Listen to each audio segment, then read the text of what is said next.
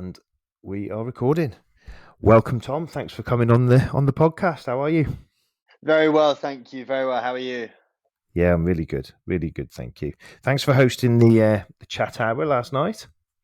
No, it was really good. It was interesting. Definitely a different way of doing things. Something I've not done before. But yeah, some amazing questions, sort of outside the box. That's always great. And hopefully answered some people's questions. And yeah, they are more knowledgeable now. Yeah, brilliant. Thank you. So you really burst on the running scene, didn't you, a few years back? And I was very interested in your story when it came out. For those who don't know, tell us about that first event and when you started. Yeah, so I was. I guess I'll start a little bit further back. I was always really sporty when I was growing up and when I was at school, and I then left school after my A levels, and I joined the British Army, and I went to Sandhurst and commissioned into the Welsh Guards. And the military is obviously you do lots of sport, and I kept playing sports, and it was great for camaraderie and teamwork, and yeah, you can learn lots of lessons in sport. And I guess I kind of got to the point in my career where I didn't feel like I could turn up to work with a black eye on Monday morning after playing rugby or something similar. Was that your sport? Was it, Tom? Was rugby your big team? It was sort of rugby, hockey, cricket, sort of you name it. I would try it. Yeah, Any excuse to play sports instead of having to do work. Yeah.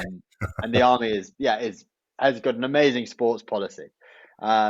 So yeah, I'd always been fit when I was at school, and I was definitely never the best sports player, but I was always the fittest, and I would always seem to be better than I was because at the end of matches, I would be the one who scored the winning try or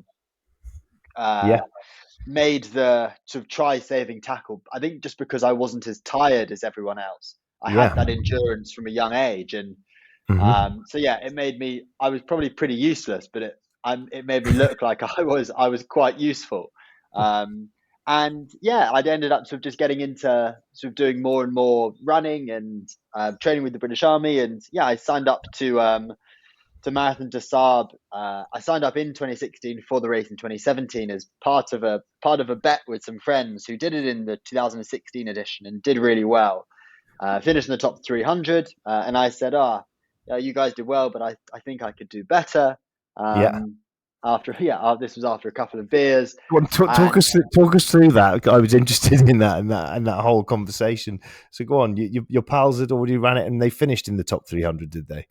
Yes, yeah, they finished in the top 300, and we were just chatting through it. And I had never done any ultras, never done anything remotely similar, but thought, sort of how hard can it be? And I'm fitter than these guys, and yeah, I genuinely believe that I can do better. And even if I finish top 200, it would be better. And yeah, as I started doing more and more training, I got really into it. And yeah, there I was a year, sort of 10 months later, stood on the start line, not really knowing what to expect, having sort of prepared on my own and sought some advice from people who had done the race previously. But it was very much sort of a trial and error approach, and still working full time in the army.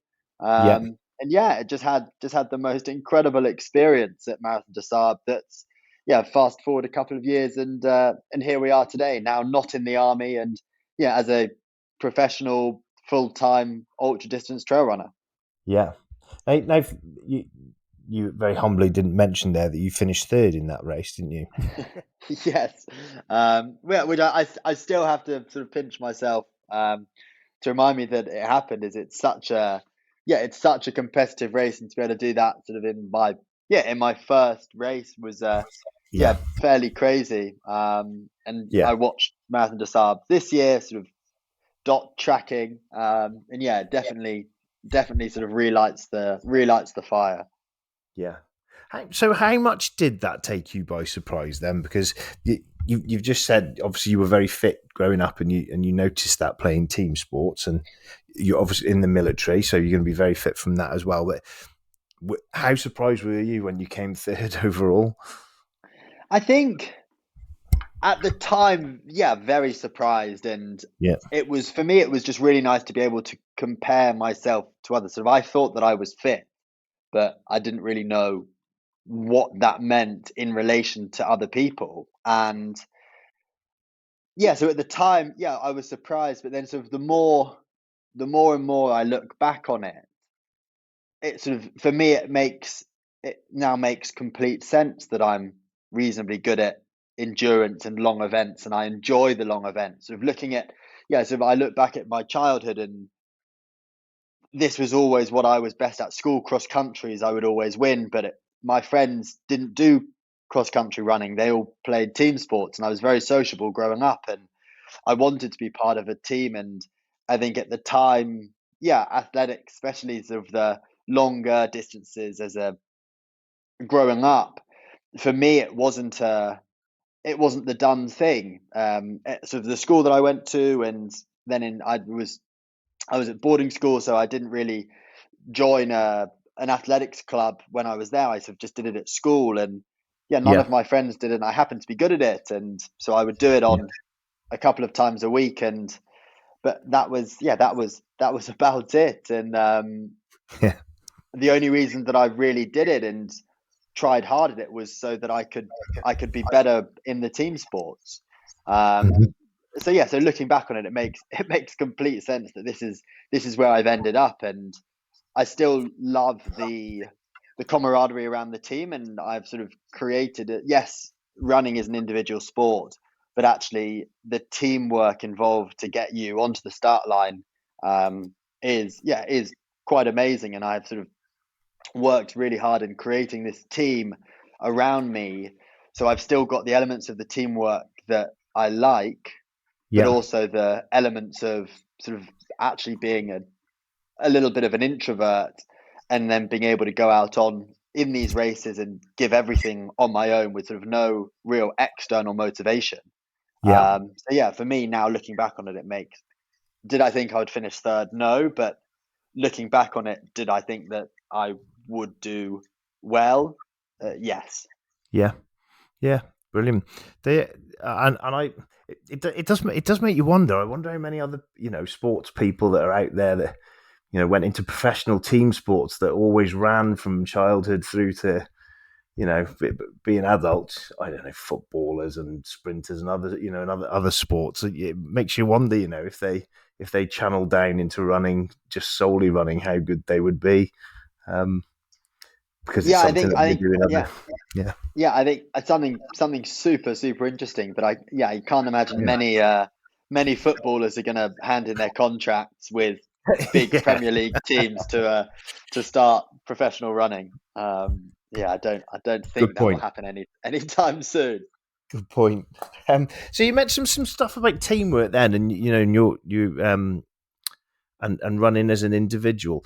How much of it? Sorry, let me go back a step. How old were you when you went in the army? I was 18. 18. So I'm not a military man, Tom, but my if I think about the military, and the characteristics of people in the military, I immediately think organized, disciplined, fit. And the other thing that I see when I see, like, you see the Royal Marine Commando adverts on the TV, and it's very much about teamwork and you're part of a regiment, aren't you? So how has, because you spoke about you're building a team around you, then how has your military experience helped you now that you've come over into professional running, and how different is it, being part of a regiment, I suppose, to being a runner on your own? I think really good question. I think for me, it's there is always someone in a better place who has got a better understanding of the problem that you are facing. So Yeah. whether it is an injury, or your nutrition or race strategy, um, never be afraid to ask for help. And that's of what I certainly what I found in the military is I was sort of very much a generalist and did a little bit of everything. Whereas there were some people who had spent years and years and years focusing on small niche areas, who were far better suited to come up with the solution, even though in in theory and on paper I was in charge, I had absolutely no idea because I hadn't done it. I hadn't done it for that long, and I then wasn't afraid to ask for help. And I think that's definitely the mindset that I've come into with running. Yes, I need to take 100% responsibility, even if things go wrong. And if say, for example, if I get misdiagnosed by a physio for one injury and it actually turns out to be something else, you could be really frustrated and say, oh, it's their fault and they did this and they did that and they didn't do this, they didn't do that. But actually, at the end of the day, it was my decision to go to that physio. So I'm the person who has to take responsibility. Yeah. So, and I think for me, not shying away from that responsibility and being able to put my hands up and say, yeah, yes, I am the person who has got to do the running, which is seen as sort of the difficult part. But actually, I'm not too proud to ask for help from people who maybe have, maybe they've run for less time than I have, or they maybe haven't had the same results that I've had, or they're a physio, they're a nutritionist, they're a coach, be it whoever they are. I am more than happy to ask for help and put my hands up and say, look, my understanding of this is nowhere near as good as yours, and I would absolutely love to have some help. And I'm more than happy to listen to anyone who's willing to give advice. And Yeah. some of it you'll absorb and you'll use, and other of it you might choose to ignore because actually you don't agree with it or you don't think it. But actually, still at the end of the day, it's then you still taking that 100% responsibility. The information is out there. It's just about you trying to listen to the information and then sort it Mhm. out, sieve through it, see what works, and Mhm. then take 100% responsibility for your actions, whether that's speaking to people and asking for help or it's the pace that you go out in a training run. There's Mhm. no one else is controlling what I do. Yeah. So yeah, I need to take full responsibility, even if it's not directly my decision. Mhm. And I think, You I think that's exactly what you do in the military. yes. Yeah. It's very interesting. When when you entered the Marathon des Sables, you were still in the military. You said then, weren't you? Yes, yeah. What was it? Was it a part of? Was that the catalyst for you leaving the military to actually move into running, or were you coming to the end of your career anyway? Or No, yeah, that was definitely the start of things, and I had never Mhm. imagined after doing the race that I'd be thinking about leaving. Yeah. And I think for me, as I very quickly realized that consistency and planning for races Yeah. and training was incredibly important. Hmm. And what I was not able to do, geez, in the army, I didn't know what I was doing next week, Yeah. let alone in 6 months' time.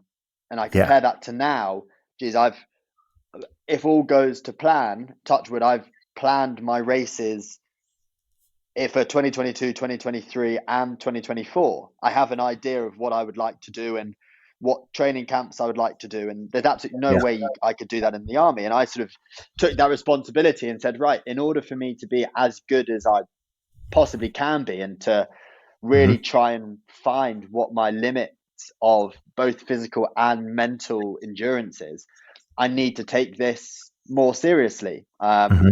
And yeah, I was then approached by some different sponsors who have now become partners, um, Yeah. who truly believed in my dream and my vision of sort of trying to find what I'm possible of doing and doing that in races and in sort of FKTs and projects subsequently. Yeah. And yeah, it then got to a point in 2000 after winning the CCC in 2018. I Yeah. handed in my notice the day after with the army and sort of had to serve for another year. Hmm. And because the opportunities were too good to turn down, and again, I had to then take that 100% responsibility that you're leaving sort of arguably one of the most stable jobs around Yeah. at a crux time. I was 26 at this point. Mhm. And yeah, in a very stable, a well-paying job. I absolutely loved what I did, and I'd done it for the last 8 years. And to all of a sudden say, "Oh no, I'm actually going to become a professional ultra endurance Runner. athlete and a Yeah. trail runner," which Mm. in the UK doesn't really exist. There aren't any real role models of people who are trying to do it full time.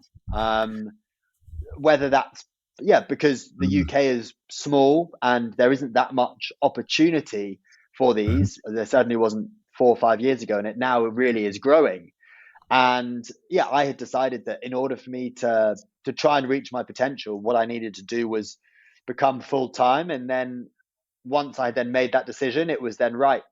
You know what you have to do. Now is the problem solving part. How do you fund this? How do you get partners and sort of create this team around you who really believe in your vision and want to see you succeed as much as I want to succeed? Yeah. And yeah, how do we make it work? Mm. So yeah, it was a pretty scary jump. But yeah, and certainly, yeah, I left the army in 2009, middle of 2019, and Mhm. obviously not mentioning the C word. We Yeah. then had 2020, 2021, where I didn't race and I was then injured, and yeah, it was Yeah. really really difficult. But a lot of hard work before, sort of creating the conditions where I was able to do this full time, even if I was injured, Yeah. because Yeah. I'd partnered with people and companies who trusted and believed in me and in my vision, and not just in the short term but in the long term. Which is then they trusted me sort of when I was during COVID and when I was injured, that now Mhm. I'm back on start lines and back racing. Yeah. That sort of return of investment is there. Yeah. I'll come on to your partners in a minute and your injury as well. It's very inspiring what you've done as well, like you say, because people listening to this, they may be in stable jobs and in our families and commitments and that kind of thing, and have something that they would aspire to do or to be or to have. And hearing that story it is inspiring. And like you said, it was a big leap that you took. It must be mentally reassuring for you to you said that you didn't know from week to week what you were doing in the military, and yet now you can plan 1, 2, 3 years ahead. Is it how much does that help you mentally? Yeah, I think hugely. I think for me, just knowing what I'm doing is really important, and I think people really dislike the unknown. Um, that sort of suspense of not having that sort of security and that stability, I think can be really really difficult. And I think for me now, it's so nice to be able to sit down and look through my calendar and speak to family and friends and say, oh yeah, I'm going to be away for this week or this month, and I'm racing on this weekend, and I can then plan things. I'm incredibly close with my family and friends and my fiance Sophie, and Mhm. who's also a professional athlete, which definitely makes things easier at points, but harder at other points because we're both trying to plan a professional Yeah, racing career, and trying to plan a season and how do we make it work. But yeah, just having that foresight to be able to plan, I think is yeah, super super important, because without that, then you end up sort of procrastinating, and before you know it, 6 months has gone past and you've hmm not really achieved anything. And with that, sort of like I like sort of breaking things down and setting goals, and whether yeah, it's a purely running related goal or it's okay, well, I'm big into my cooking. Right, I'm gonna develop a new recipe that I can use on for a race day -1, for example. yes, And by doing that, it gives me, I again using that word responsibility. I then take 100% responsibility hmm for those actions, and yeah, at the same time, I have that consistency that I know exactly what I'm doing, and I'm able to plan not just for the week, but yeah, for the months and the years ahead. And yes, things do change, and Yeah, you have to be sort of pretty flexible and agile in your mind. But that's then why I've created this team who, when problems do arise, I have these incredible minds around me, whether that's my nutritionist or my manager or my partners or Soph, my fiance, who were able to help. And yeah, lots of minds is better than one mind. yeah, um, and then you can help get people to help you with those problems. And I think the people who are listening to this now sort of will really see this theme of teamwork, whereas actually you think running is such an individual sport, but actually the power of the team is so much stronger. And so to use the phrase, if you want to go fast, go solo. If you want to go long, go together. yeah, And I think it's so important that whether it's people that you train with, or it's having a really healthy relationship with a coach or your running group or your running friends, whoever it is, it really helps, not just as a motivating factor, but also as a soundboard. Because yeah, there is always someone out there who knows a little bit more about a certain subject than you do. And if you honestly believe that you know the best out of everyone, then yeah, something has gone seriously, seriously wrong. Tell us about your partners then. I know you work with Red Bull and is it and Adidas? Yeah, yeah. So I've been incredibly fortunate. I signed with Red Bull the day before I won CCC in 2018, and for me, that's a huge that was a huge amount of trust put in me. That yes, I had some good results, but I hadn't had any huge results, and for them to sort of to put their faith in me was amazing. And those are the exact partners that I want to work with. And sort of I use sort of the saying sort of I don't kiss on the first date with partners, because actually I don't want these partners who are around for 6 months or a year. I want these partners who are going to be there for the long run, through the bad times and the good times. Yes. Yeah, and that's exactly what I found with Red Bull, Adidas Terex, Mhm. and Garmin, who have all just been have been there from the very beginning. And yes, there have been bad times and good times, but the one thing that has remained constant is their support, and nothing is too difficult. And I think by aligning yourself with people who have got very similar values, Mhm. is makes you want to work harder for them, but also they then want to work harder for you. And I take sort of the example with Red Bull. Red Bull's charity partner, Wings for Life, Yeah. on the 8th of May have got a Wings for Life World Run that is an amazing event, with the with the goal of curing spinal cord injuries. Yes.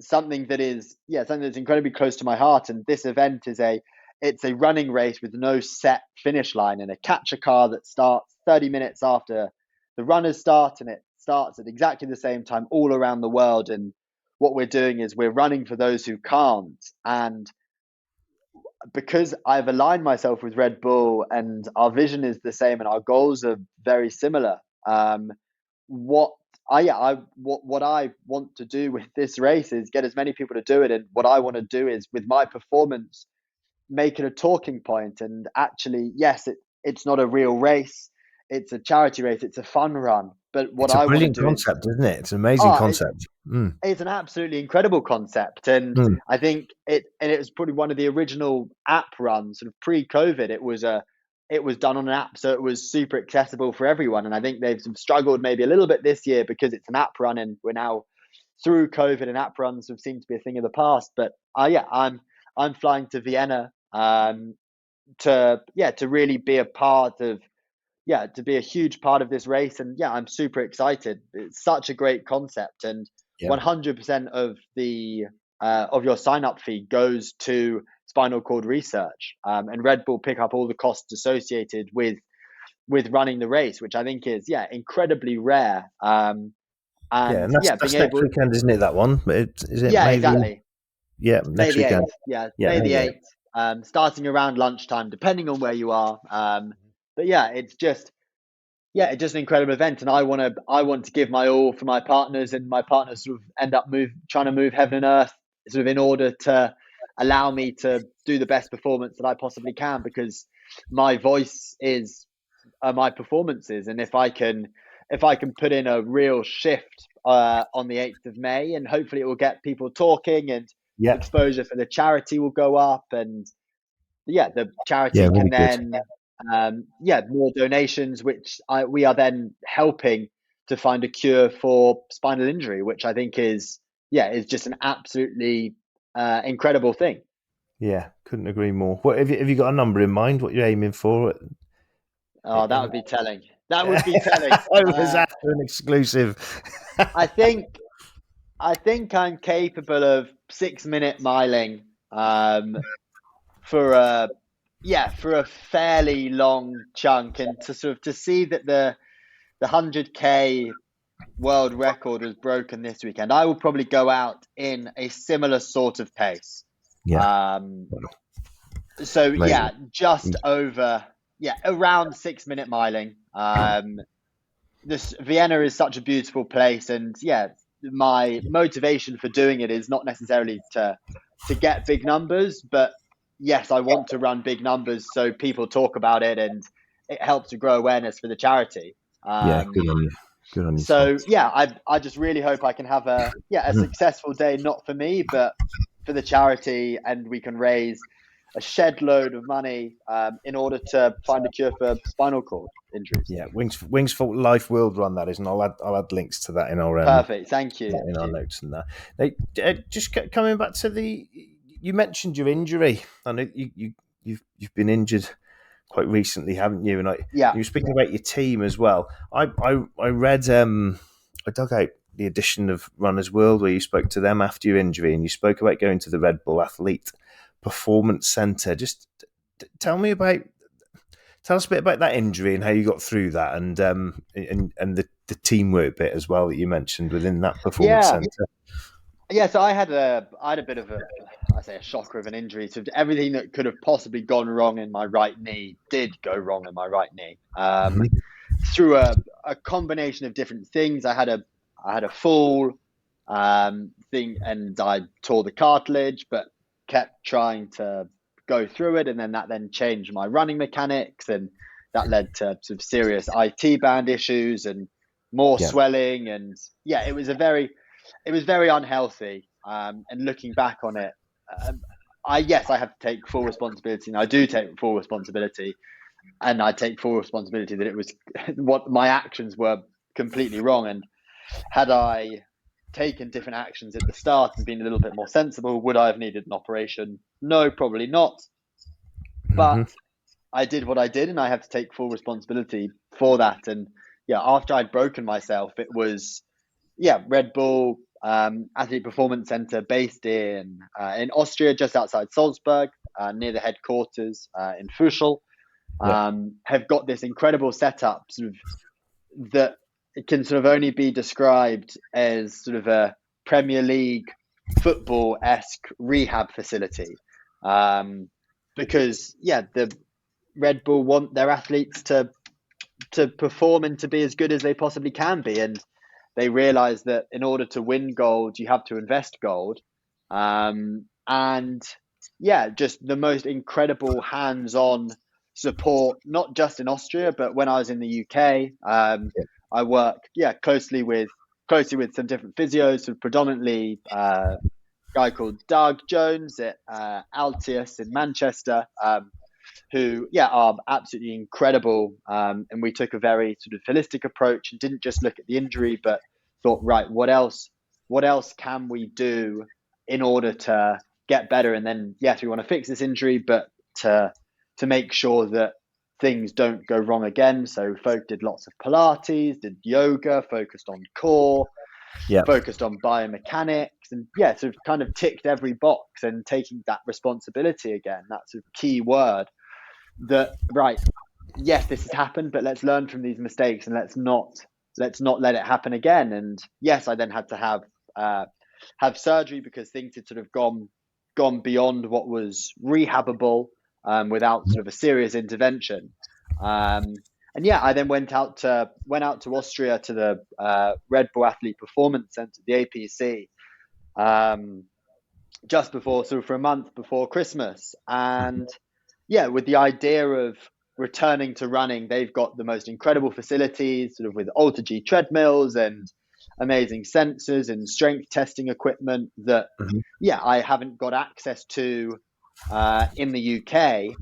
And yeah, it was just, I sort of kind of describe it as, for every week I spent out there, I probably made 3 weeks gains that I would have done had I been in the UK. So Yeah. yeah, just an incredible opportunity, and yeah, forever thankful for Red Bull for one, having this facility to look after their athletes, and yeah, and then allowing me to come out and train and rehab, and yeah, which has consequently led me to, yeah, to be back racing where I am now, and to be in the shape and the form that I am now, which I'm, yeah, super happy about, which then should hopefully set me up, yeah, really nicely for a big 2022. Yeah. And You, you, to have that support from those partners is, yeah, is just incredible. yeah, very, very good. You made a comment in that same article. You said that a lot of the rehab stuff initially was very uninstagrammable, which I thought was great. Yeah. It's having that discipline to do all those little things, that aren't like, yeah, I suppose that's a great way of putting it. Uninstagrammable. They're not flashy. They're very often very small movements and exercises that you have to just be really disciplined with, don't you, to build your base up again. Yeah, 100%. I think people like doing the, and even with training, people like doing the sexy sessions. They Yeah. like doing the mile reps, and they like doing the 800s on the track, and they don't like going out and doing really slow recovery runs. The unsexy stuff that isn't going to get as many likes on Strava, or Yeah. whatever you use to manage, whatever you use to, yeah, to see how Instagrammable or how sexy these things are. And for me, it's, yeah, basic. My instructor going through Sandhurst used a phrase of basics done well. And that was all that he ever asked from us, was that, yeah, we did the basics, but we did them really well. And I think that's what endurance is. Running isn't necessarily difficult. And all you are trying to do is get from A to B as quickly as possible. And that's the same for every running race that you can possibly do, whether it's a park run or it's 100-mile mountain ultra. All you are trying to do is get your body from A to B. And that's incredibly basic. And yes, you can complicate it, but it doesn't necessarily need to be complicated. And I'll sort of break things down and say, right, what do I need? What basic skills do I need to have, and how can I improve them without making things completely complex? Because if I'm away for a week or a couple of days, I still want to be able to do these little exercises that are going to help with these sort of marginal gains, of coining a British cycling phrase. Yes. And yeah, what can I do? What if I've not got access to amazing equipment and all these amazing technologies? And I think, yeah, we can get very wrapped around all the, yeah, the latest technologies and the highest powered massage gun and all these things. But actually, there are a lot of more simple things that we can do, rather than, yeah, spending lots of money and hoping that the results come. Actually, a bit of hard work and dedication and discipline can go a really long way. But yeah, going to bed, not using your phone 2 hours before you go to bed, and having a really dark room when you go to sleep isn't quite as sexy as using electro muscle stimulation before your run. Um, and it doesn't sell. So yeah, I think it's, yeah, doing the basics, but doing the basics incredibly well, I think is, yeah, is something that I have learned in my military career, that I've then brought into my running career, and I think is, yeah, is fundamental. And it would be a, yeah, I think you would struggle to find a professional athlete who didn't do the basics very well. And you look at a professional football team, and they still do what looks like incredibly simple passing drills. Yep. These are professional footballers who are earning hundreds of thousands of pounds a week, but they're still doing basic drills that you would see the Loughborough under eights football Yes. team doing. Yes, and the Yeah. professionals would do it much better, but it's fundamentally it's still exactly the same.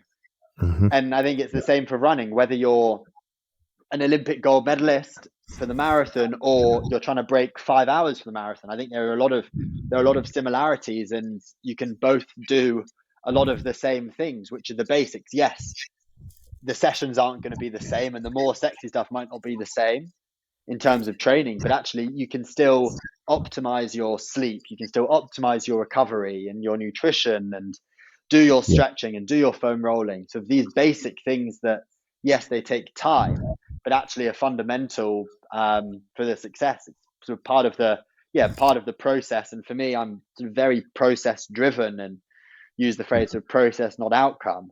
And Yeah. I think that's, for me, that's fundamental, that I know that if I tick all these boxes and I follow the process and I do the process as well as I possibly can, then the outcome will look after itself. Yeah. And yes, sometimes that doesn't happen. People have good days, people have bad days, but yeah, I am trying to create an environment where I can do as well as I possibly can. And I think, sort of create conditions where success is inevitable. Yes, can never be inevitable, but you're doing all you can in order to lay the foundations that you're increasing the chances of being successful, whether that's running a Olympic qualifying time for the marathon, or it's breaking 4 hours for the marathon. Success is your own success. It doesn't matter what other people's goals are, but you can still learn a lot of lessons from people who are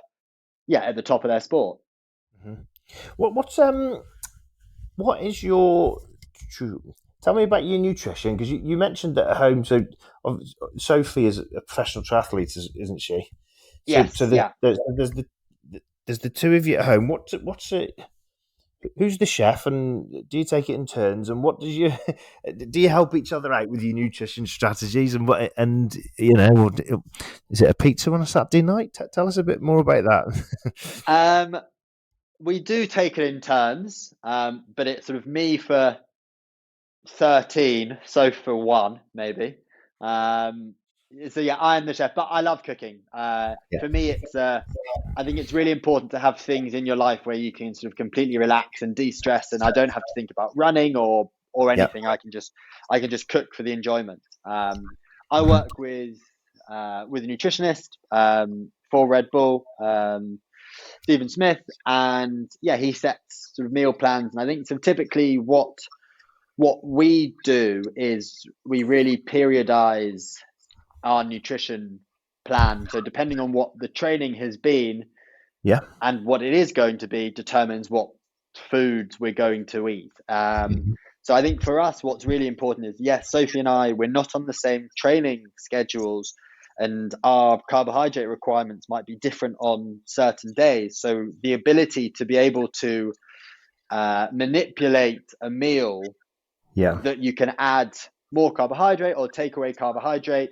and it to still be a meal. Like, I've gone Yeah. through phases of sort of weighing things out and having incredibly boring food Yeah. for weeks on end, where it is just that. It is incredibly boring food.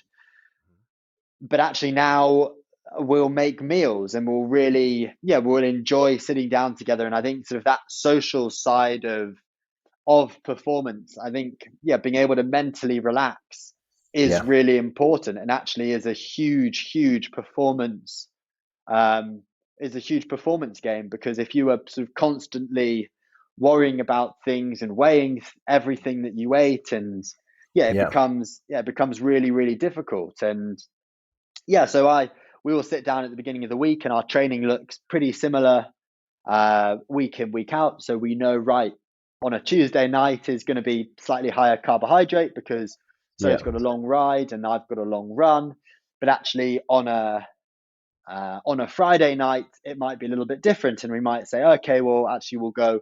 We've both had easy days and we've got easy days tomorrow. Let's have a slightly lower carb day, but actually let's make it really fun and let's make sushi together or something. But then being able to say, okay, well, actually, yeah, we've got a big ride.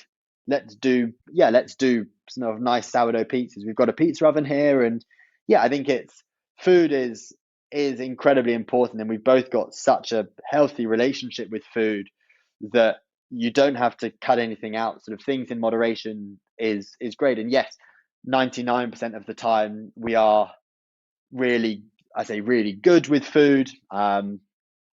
As long as as long as you're recovering enough from a session and fueling enough for the next session, then that's great. And I think if you're too strict, it can lead to problems pretty quickly. And finding the right balance of what works. And yes, it doesn't have to be overcomplicated, but actually for me, I really enjoy cooking, and I like making meals and things coming together rather than just having some rice, some broccoli, and some chicken.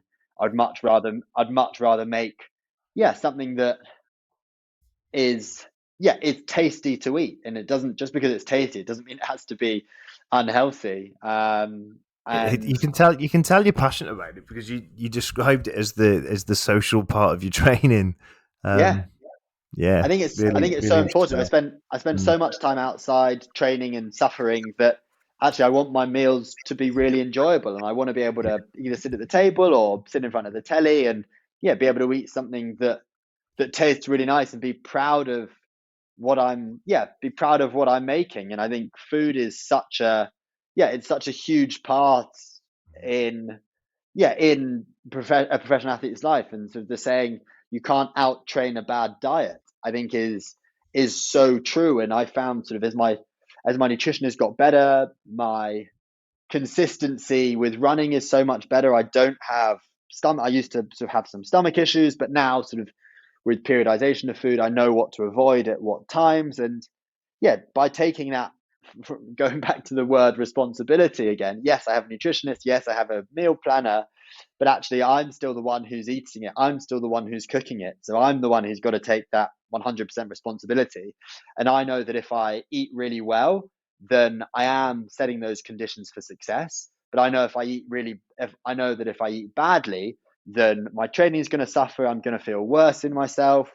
And I'm not setting those conditions for success. And after a race, yes, there is time to go to your favorite cafe, or if you're going on an easy ride, having coffee and cake and enjoying things like that. But at the same time, being prepared to sort of go on a training camp and really knuckle down and make sure it's all right. But you can't be at the top of the mountain the whole time. There has to be peaks and troughs, and Yeah.